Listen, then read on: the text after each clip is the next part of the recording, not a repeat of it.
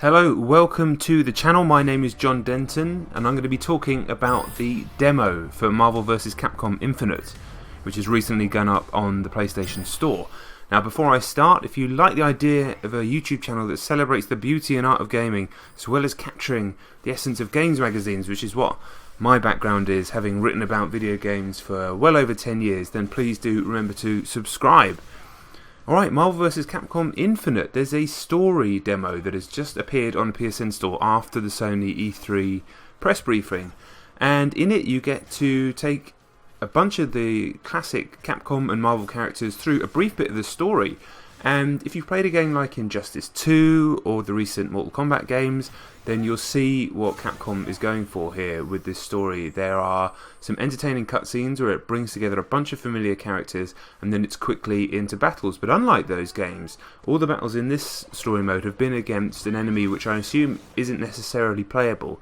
You're playing against Ultron's little guards, basically. And for the most part of this demo, the difficulty level is very low, so it's almost like getting your head around the mechanics of Marvel vs. Capcom Infinite. And I have to say it's a very good demo, and the quality of the cutscenes and the dialogue is certainly way ahead of Tekken 7's recent story mode. I don't know if it's quite on the level of Injustice 2, but it's fast, it's snappy, it's fun, and even though there was only really one stage shown here, it seems like it's going to be a good mode and sort of a welcome return to form for a single player in a Capcom fighting game after what happened with Street Fighter V. Now, just to give you a quick rundown of the game itself, the story mode stuff is 2-on-2. Well, certainly you have two tag team members on your side, so it's not quite as manic as the stuff that we've seen in MVC3 and previous, but obviously this is still a much faster paced fighting game than Street Fighter or a Mortal Kombat, and it's all about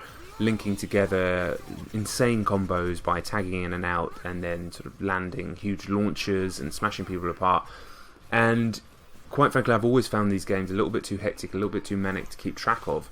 This seems, I mean, slower paced isn't really the right turn of phrase, just because it's still very, very fast and there's still a hell of a lot of stuff going on, but I was able to follow this a little bit better than MVC3, which I bounced off of pretty quickly. Now, people who know me know I'm not going to talk about this from the hugely technical point of view. There's many amazing people talking about fighting games and indeed playing fighting games at the highest level on YouTube and across the internet. I've always been a huge fighting game fan. My favourite game of all time is Street Fighter 2, and I've played fighting games forever, but I'm not somebody who's delved into frame data and knows all the little technical terms and watches the highest level stuff. I'm more of a sort of broader fighting game fan, I guess you could call it that. And so I'd like to talk more sort of about the way the game feels and things like that, rather than the real nitty gritty of how the mechanics work. And certainly Marvel vs. Capcom Infinite clearly has a nice weight to it. The blows have impact. There's, you know, definitely room for people who just want to kind of do that quarter circle mash thing. I must admit, during a decent amount of the footage that you're watching, I was doing the classic sort of Capcom quarter circle mash when you don't really know what you're doing. But clearly there's obviously a lot of depth there with how the launchers are going to work, how you're going to be able to unleash massive combos by tagging in and out.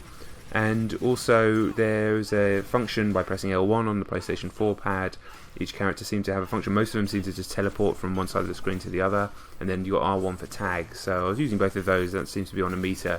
And then you've got sort of, you know, ultra moves or whatever they're called in this game, which I must admit I activated most of by doing the quarter circle mash and pressing buttons at the same time. But, you know, I don't think there's anything necessarily wrong with a fighting game that allows a player to, with a modicum of experience. I mean, the quarter circle mash is different to just mashing buttons. It does require at least a sort of knowledge of how fighting games work.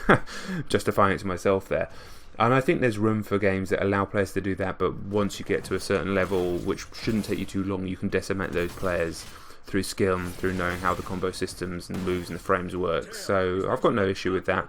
And especially for a game like that, like Marvel vs. Capcom, I think that's a game that kids are going to enjoy. Like, my little boy is nearly 6, he absolutely loves Marvel, and he doesn't really know who any of the Capcom characters are, but I'm sure he's going to really enjoy playing through the story mode. And if it was a super technical fighting game where he wasn't able to get out any moves, then he would enjoy that. So I think there's room for that, absolutely. But I think this is just another example of what we're seeing at the moment, which is an amazing renaissance for fighting games, and perhaps a further instructive move that this is going to be the time where fighting games is going to take their place higher up in the esports hierarchy, their deserved place, quite frankly, because they are the easiest game to understand from a layman's point of view, and they are the games in esports that pretty much most people understand. So it makes sense that the esports side of the business and the genre is getting bigger and bigger. And this just is another example, even just from this story mode, you can quite clearly see, along with Injustice 2, along with obviously Street Fighter 5, along with Tekken 7 recently, and even ARMS, which is coming out on Switch, this is and Guilty Gear X, a really special time for fighting games, and this really doesn't seem like it's going to disappoint. So a really cool demo. You can get through it in about 20 minutes. Highly recommend that you download it. Good fun, good character fan service, even in the short amount of time I played it. I really enjoyed playing with Thor, enjoyed playing with Sir Arthur, Rocket Raccoon was cool, Chris Redfield was decent, there's even Spencer from Bionic Commando in there. So yeah, definitely check it out, definitely download. Let me know what you think in the comments, and let me know what you think about this whole fighting game renaissance recently. Is it something that you're interested in? Have you found that the genre, if you're a fan from the 90s and 2000s, have you found that the genre sort of stepped away from you by becoming too hardcore? Or is it just the community around it that's perhaps too hardcore? Or are you indeed hardcore and want to slap me down for my lack of knowledge? Anything is fine, just please leave me a comment. Let me know what you think, let's have a chat.